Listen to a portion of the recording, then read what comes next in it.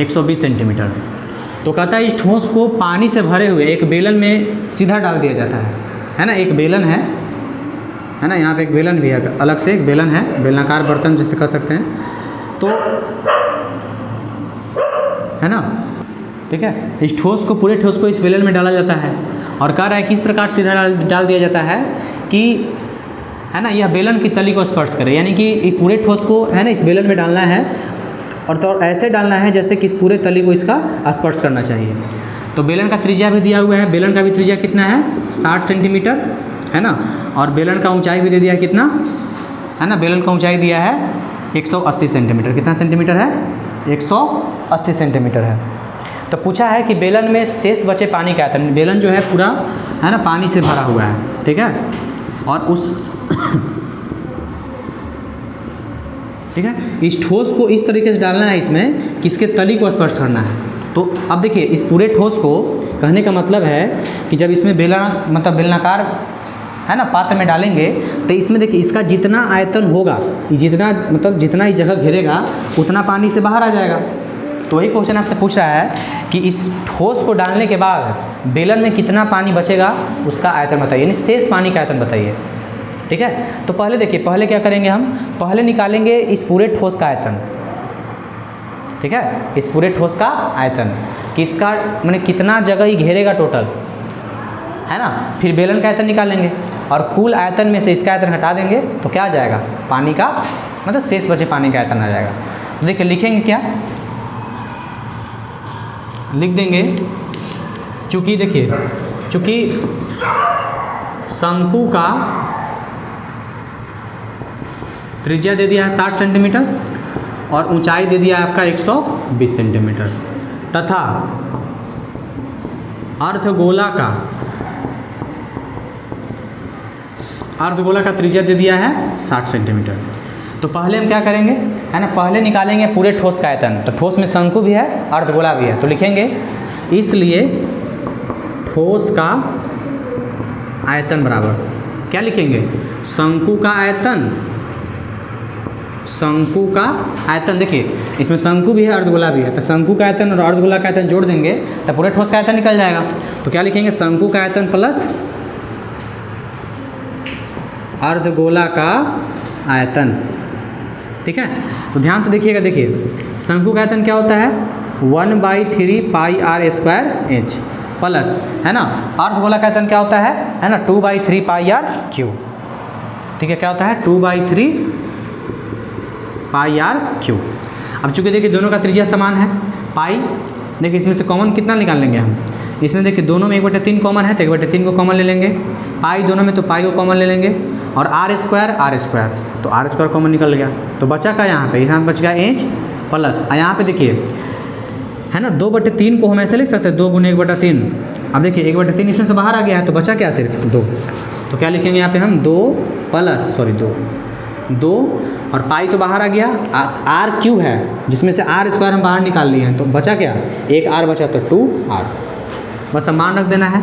तो क्या हो जाएगा 1/3 गुने पाई गुने r का मान कितना है 60, यानी कि 60 का स्क्वायर इंटू h, तो h का मान क्या है 120 प्लस 2 गुने r का मान 60, तो 60, तो हो जाएगा आपका 1/3 गुने पाई गुने 60 का स्क्वायर कितना हो जाएगा 3600 इंटू 120 प्लस 60 दूनी 120, यानी कितना हो जाएगा, देखिए 3 से कट जाएगा आपका 1200 बार में, यानी हो जाएगा 1200 गुना पाई गुना 120 कितना 240, ठीक है। और अगर हम इसमें गुना करते हैं तो आपका गुना करने पे आ जाता है ना, गुना करने पे आ जाएगा 28,800 पाई सेंटीमीटर क्यूब, ये समीकरण 1 मान लीजिए। देखिए तो ये आ गया हमारा कितना, ये आ गया आपका ठोस का आयतन। अब इसी ठोस को डालना है बेलनाकार बर्तन में, तब बताइए जब इस ठोस को जब डालेंगे बेलनाकार पात्र में तो इतना पानी तो बाहर निकाल देगा ये 28,800 पाई, है ना। तो हम क्या निकालेंगे, हम निकालेंगे बेलन का आयतन कि बेलन में टोटल पानी कितना है ना, और फिर इसमें से माइनस कर देंगे कितना पानी बह जाएगा, है ना। तो देखिएगा अब इसके बाद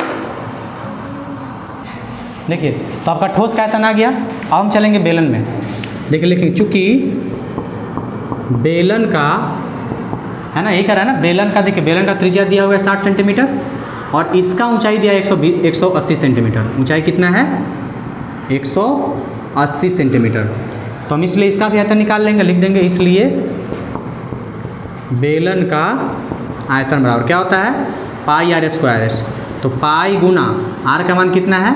60 का स्क्वायर इंटू एच का मान 180। तो पाई गुने 60 का स्क्वायर 3600 और गुना कितना? 180 बराबर। अगर गुना करते हैं इसको, है ना, तो गुना करने पे आ जाएगा आपका, है ना, 64,800 पाई सेंटीमीटर क्यूब। ये आ गया किसका आयतन? ये आपका आ गया, है ना, बेलन का आयतन। यानी कि टोटल देखिए बेलन का आयतन इतना है ना, 6,48,000 पाई। और इतना में मतलब इतना पानी, है ना, इतना में से इतना पानी खत्म हो जाएगा, यानी कि बह जाएगा।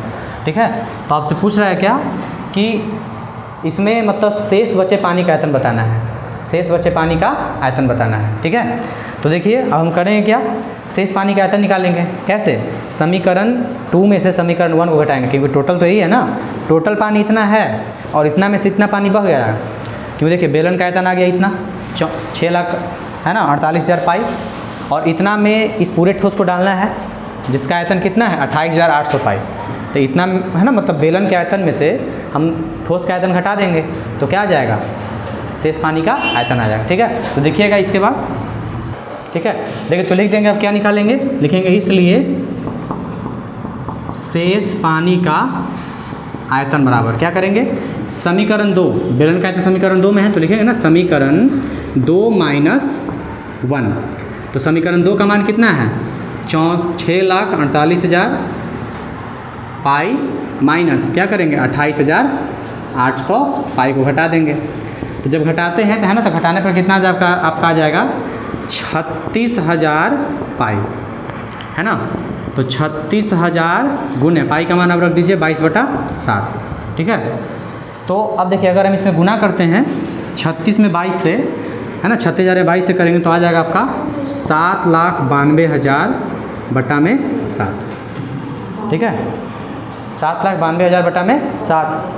और देखिए जब इसको हम भाग देंगे, 7 से भाग देंगे इसमें, तो आपका आ जाएगा, ठीक है, आपका आंसर आ जाएगा, मतलब भाग आ जाएगा कितना? 1,1,3,1। ठीक है, और 428.57 सेंटीमीटर क्यूब। ये आ गया आपका क्या? ये आपका आ गया मतलब शेष पानी। लेकिन आपको देखिए, आपको आंसर दिया हुआ मीटर क्यूब में, है ना, तो इसको मीटर में बदल देंगे।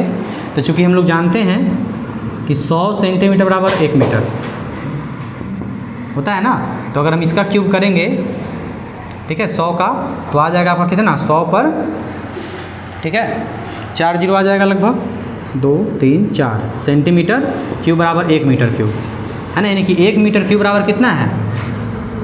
इतना सेंटीमीटर क्यूब होता है। ठीक है, तो हम इतना से भाग दे देते हैं, अगर इसमें लिख देंगे 1 मीटर क्यूब बराबर 1,1,3,1,4,2 8.57 बटा भागा देते हैं अगर। ठीक है, तो देखिए 2 4 5 6 जीरो नीचे, 1 2 6 2 8, तो 8 अंक गिन के बाद पॉइंट की दे दीजिए। तो टोटल कितना? 1 1 3 1 4 2 8 5 7। तो पॉइंट कितने अंक के बाद देना है ना? 8 अंक के बाद। तो 1 2 3 4 5 6 7 8, यानी पॉइंट कहाँ हो जाएगा? यहाँ। तो 1.131 आएगा, मैंने 1.314285 तो 100 मतलब संक्षेप में कह सकते हैं 1.131 मीटर क्यूब लगभग में। क्या कह सकते हैं हम? लगभग में। यही क्या है इसका आंसर है, समझ गए? यानी कि शेष कितना पानी बचेगा? 1.131 मीटर क्यूब। ठीक है, तो इस तरीके से आपका क्या हो गया है ना, 7 नंबर क्वेश्चन बन गया है ना। टोटल ठोस का आयतन माइनस क्या है ना, इस ठोस को डालना था बेलन में, तो बेलन का आयतन आ गया कितना? 6,48,000 पाई।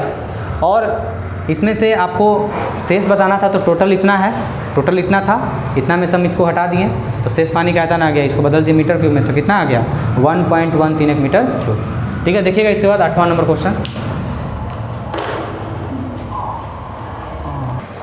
देखिए इसमें जो आपका अगला 8वां नंबर क्वेश्चन है, कह रहा है कि गोलाकार कांच के बर्तन की, है ना, मतलब एक गोलाकार कांच का बर्तन है जिसका गर्दन बेलन का आकार का है ना। यानी कि बर्तन में गोला है तो बेलन भी है।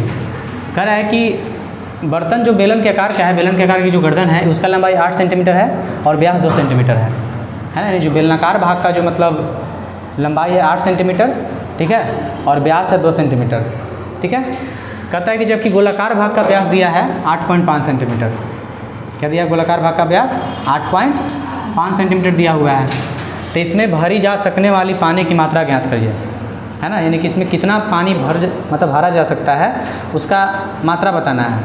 और देखिए एक बच्चा आयतन निकाला है इसका 345 सेंटीमीटर क्यूब। तो पूछ रहा है क्या कि सही है कि गलती है ना, ये बताना है हम लोग को। तो देखिए सबसे पहले हम गोलाकार भाग में चलेंगे, लिखेंगे। देखिए दो भाग है, गोलाकार और बेलनाकार। तो लिखेंगे चूँकि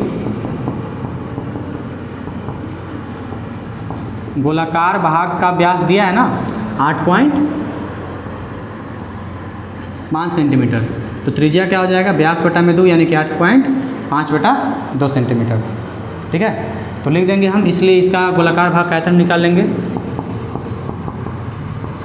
इसलिए गोलाकार भाग का आयतन, है ना। तो गोला का आयतन कितना होता है आपका? 4/3 पाई आर क्यूब। क्या लिखते हैं? 4/3 पाई आर क्यूब। तो देखिए 4/3 पाई का पाई रहने दीजिए और आर का जगह पे क्या रखेंगे हम? 8.5/2 का क्यूब, ठीक है। तो कह सकते हैं हम इसको, है ना। देखिए मान लीजिए इसको हम मान लेते हैं समीकरण 2। क्या मानते हैं? समीकरण 2 मान लेते हैं, ठीक है। या इसको हम यहाँ पे तोड़ भी सकते हैं, खंड भी कर सकते हैं अगर। देखिए, है ना, इसको भी रोक रही है यहाँ पे 1 मिनट। और इसको अगर हम तोड़ते हैं, देखिए यहाँ पॉइंट रहेंगे तो नीचे 10 आ जाएगा, यानी हो जाएगा 85 बटा में 20। तो कितना हो जाएगा आपका? है ना 17 से, है ना 4 17 बार में ही कट जाएगा। और ये आपका हो जाएगा 17 × 5 = 85 और 4 × 5 = 20 यानी कि 17 बटा में 4, यही है ना। तो देखिए हम त्रिज्या की जगह पर लिख सकते हैं 17/4 का होल क्यूब। अब छोटा हो गया तो इसको मान लीजिए समीकरण 1, ये किसका आयतन हो गया? गोलाकार भाग का आयतन हो गया, ठीक है। अब लिखेंगे तथा एक बेलनाकार गर्दन जो कैसा है? बेलनाकार है। तो लिखेंगे बेलनाकार भाग का व्यास कितना दे दिया है? बेलनाकार भाग का व्यास दिया है 2 सेंटीमीटर। तो त्रिज्या क्या हो जाएगा? व्यास बटा 2 यानी कि कितना? 1 सेंटीमीटर।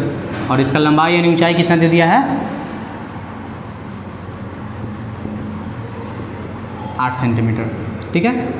तो हम बेलन का भी आयतन निकाल लेंगे, लिख देंगे। इसलिए बेलनाकार भाग का आयतन तो क्या हो जाएगा आपका? पाई आर, ये होता है ना पाई आर स्क्वायर एच, है ना। तो पाई को पाई रहने दीजिए और आर का जब मान कितना रखेंगे? 1 यानी 1 का स्क्वायर इंटू एच यानी कि 8। इसको समीकरण 2 मान लीजिए। अब देखिए चूँकि है ना बर्तन में कहा जाता है गोलाकार भाग था और उसका जो गर्दन है बेलनाकार है। तो अगर हम पूरे बर्तन का आयतन निकालेंगे तो गोलाकार भाग का आयतन प्लस बेलनाकार भाग का आयतन अगर जोड़ते हैं तो क्या आ जाएगा? आपका बर्तन का आयतन आ जाएगा। यानी कि समीकरण 1 प्लस समीकरण 2 करते हैं तो हमें बर्तन का आयतन प्राप्त हो जाएगा, ठीक है। तो लिखेंगे पूरे ठोस का आयतन, ठीक है। इसके बाद देखिएगा,